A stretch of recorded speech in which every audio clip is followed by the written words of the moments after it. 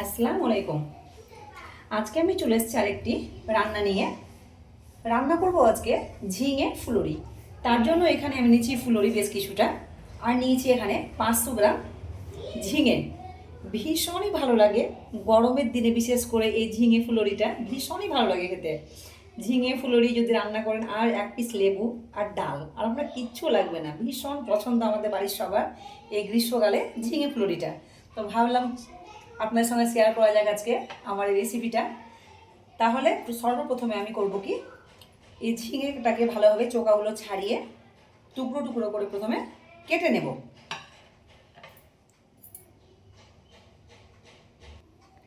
ঝিঙেটা আমার কাটা হয়ে গেছে, দেখুন টুকরো টুকরো করে আমি ঝিঙেটাকে কেটে নিয়েছি। পরিষ্কার করে ধোয়ার পরে আবার পানিতে আমি ভিজিয়ে রেখে দিয়েছি। এইদিকে আমি একটা কড়াই নিয়ে নিয়েছি, গ্যাসটা অন করে দেব। গ্যাসটা আমি অন করে দিয়েছি।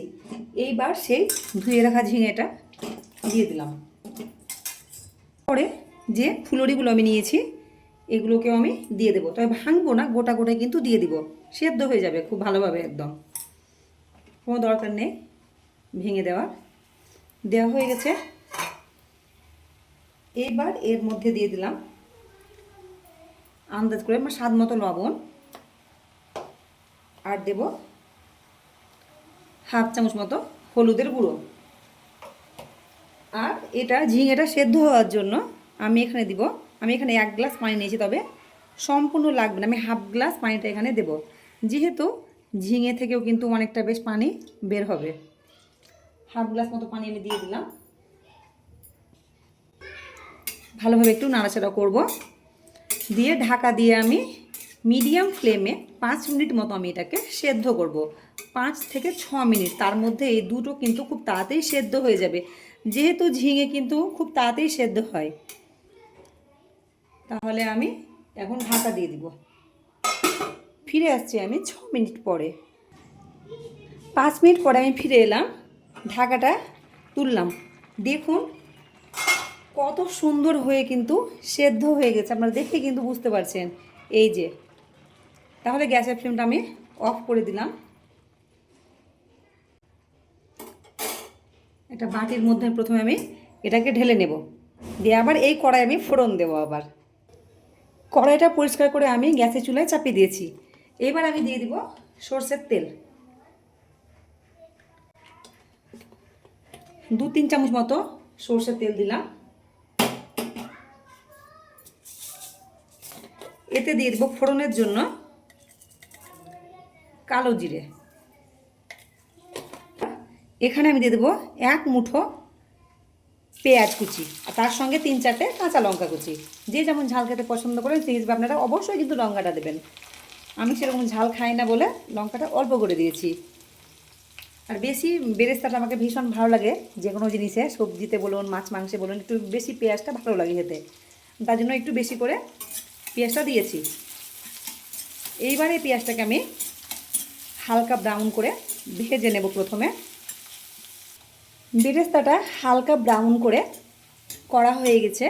এবার আমি এই সময় গ্যাসের ফ্লেমটা লো করে দিলাম, দিয়ে এখানে আমি দিয়ে দেব হাফ চামচ মতো আদা রসুন বাটা। যেহেতু ছেটকাবে প্রচুর, তাই জন্য আমি কিন্তু গ্যাসের ফ্লেমটা লো করলাম। প্রচুর ছেটকায় আদা রসুন বাটা দিলে। ভীষণ সহজ এই ঝিঙে ফুলুরি, খেতে কিন্তু ভীষণই ভালো লাগে, বিশেষ করে গ্রীষ্মকালে। একবার হলেও আপনারা এইভাবে ট্রাই করে দেখবেন। আপনারা হয়তো অনেকে অন্যভাবে রান্না করেন, তবে এইভাবে আমি যেভাবে করছি এইভাবে একবার করে দেখবেন, ভীষণ ভালো লাগবে খেতে। সিম্পল একটা রেসিপি, খেতে কিন্তু ভীষণ ভালো। আর ঝিঙে যেহেতু পেট ঠান্ডা থাকবে, যেহেতু গরমকাল অতিরিক্ত গরম পড়েছে, গ্যাসের ফ্লেমটা আমি এবার হাইতে করে দিলাম। ভালোভাবে একটু মশলাটাকে একটু কষবো, যাতে আদা রসুনের যে কাঁচা গন্ধ সেটা যেন চলে যায়।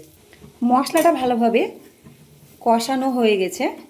এইবার যে সেদ্ধ করে রাখা ঝিঙের ফুলুরিটা এর মধ্যে আমি ঢেলে দেব।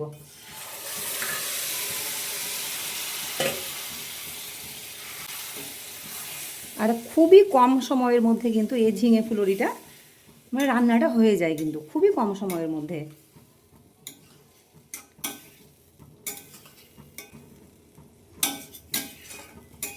একটু ভালোভাবে নাড়াচাড়া করে শুধু মিক্স মশলা দিয়ে দিলে কিন্তু রেডি হয়ে গেল আজকের ঝিঙে ফুলুরি। হাফ চামচ দিয়ে দিলাম বাড়ির তৈরি মিক্স মশলা। তাহলে আজকে আমার এই একটা সিম্পল একটা রেসিপি ঝিঙে ফুলুরি আপনাদের কেমন লাগলো অবশ্যই কিন্তু কমেন্ট করে জানাবেন। আর নতুন নতুন ভিডিও পেতে গেলে অবশ্যই আমার চ্যানেলটি কিন্তু সাবস্ক্রাইব করবেন। তাহলে সবাই ভালো থাকবেন, সুস্থ থাকবেন। আবার দেখা হবে, কথা হবে পরের ভিডিওতে। ঢাকা দিয়ে গ্যাসের ফ্লেমটা আমি অফ করে দেবো এবার। একদম রেডি গরম ভাতের সঙ্গে খাওয়ার জন্য ঝিঙে ফুলুরি।